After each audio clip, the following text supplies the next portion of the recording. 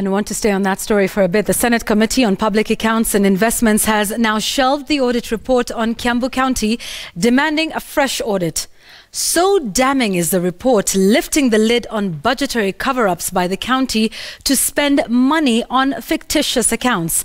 Hundreds of millions of shillings meant for development were allocated to these imaginary accounts, including State House functions that the Ferdinand Waititu-led county allocated a whopping 1 billion shillings to. Samogina reports. It is a grave report demonstrating utter pilferage of funds allocated to Kiambu County. The magnitude of diversion of funds to imaginary projects so shocking to senators, prompting them to set aside the report and recommend a special audit of the rot within Kiambu County. In the audit report, for instance, the county tendered for the construction of Tinganga dispensary perimeter wall at 3.4 million shillings, a contract that was given to a contractor who never participated in the tender, shoving aside those who took part in the bidding. Likewise, the report raised the red flag on 11 projects that money was allocated to and millions of shillings already paid to different contractors, but all the projects have since stalled. A whopping 341 million shillings sunk in now Kiambu's ghost projects. Contractors pocketed the millions and have never been seen on the sites.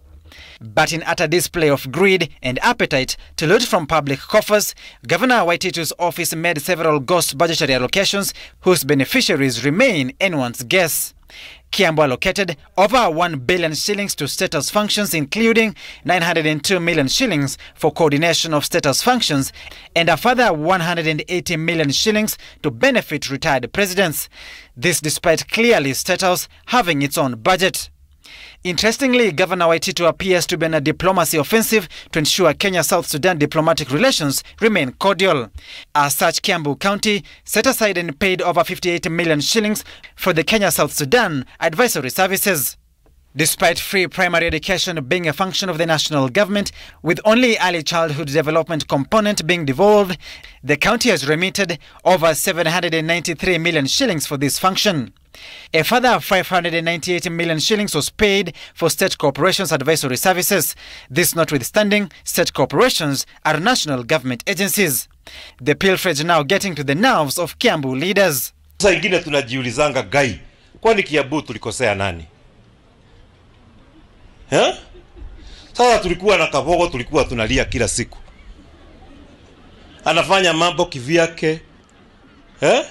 Hatukuwa na communication, tulikuwa tunalia.